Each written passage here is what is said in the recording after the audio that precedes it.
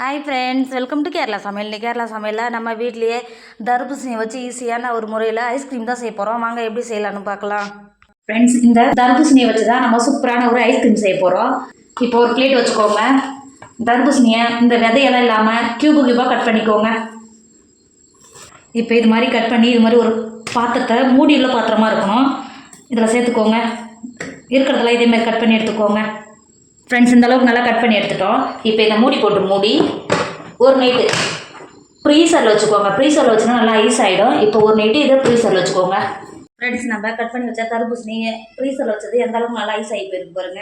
இப்போ அந்த ஐஸ் ஆகி போனதை லைட்டாக இது மாதிரி ஸ்பூனோ இல்லை கத்தியோ இது மாதிரி லைட்டாக வச்சு உடச்சினாலும் சீக்கிரமாக உடைய வந்துடும். இது மாதிரி உடச்சிட்டுக்கோங்க.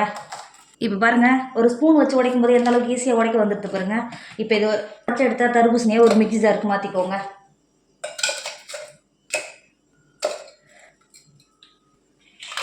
கொடுத்துட்டு ஒரு எலுமிச்சம்பழத்தை நல்லா புழிஞ்சு எடுத்து வச்சுருக்கேன். அந்த சாரை மட்டும் வடிகட்டி சேர்த்துக்கோங்க. எலுமிச்சம்பழம் சாரை சேர்த்துட்டு 3/4 கப் சர்க்கரை சேர்த்துக்கோங்க. நேற்று கொடுத்துட்டு 1 டேபிள் ஸ்பூன் வெண்ணிலா எசன்ஸ் சேர்த்துக்கோங்க. சேர்த்து கொடுத்துட்டு மிக்ஸி மூடி நல்லா பேஸ்ட் பிறகு நல்லா அரைச்சி எடுத்துக்கோங்க. ஃப்ரெண்ட்ஸ், இப்போ பாருங்கள், நம்ம அரைச்சி எடுத்தது எந்த அளவுக்கு நல்லா க்ரீமியாக இருக்குது பார்த்தீங்களா? பார்க்கவே எவ்வளோ ஒரு சூப்பராக இருக்குது பார்த்தீங்களா?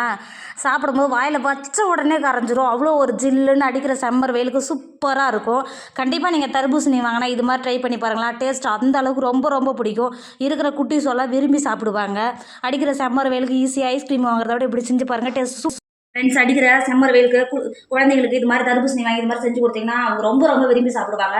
டேஸ்ட்டும் அவ்வளோ ஒரு சூப்பராக இருக்கும். நம்ம காசு கொடுத்து நம்ம ஐஸ்கிரீம் வாங்குறதுக்கு செலவு பண்ணவே வேணாம். வீட்டிலே செஞ்சு பாருங்கள். டேஸ்ட் அவ்வளோ ஒரு சூப்பராக இருக்கும். க்ரீமியாக இருக்கும். டேஸ்ட் அவ்வளோ ஒரு சூப்பராக இருக்கும். வீட்டில் உங்க எல்லாருமே விரும்பி சாப்பிடுவாங்க. கண்டிப்பாக நீங்களும் ட்ரை பண்ணுங்கள். ட்ரை பண்ணிவிட்டு இதோட வீடியோ உங்களுக்கு பிடிச்சிருந்தா உங்கள் ஃப்ரெண்டு உங்கள் ஃபேமிலிக்கு ஷேர் பண்ணுங்கள். மறக்காமல் கேரளா சமையலை சப்ஸ்கிரைப் பண்ணிக்கோங்க. தேங்க்யூ.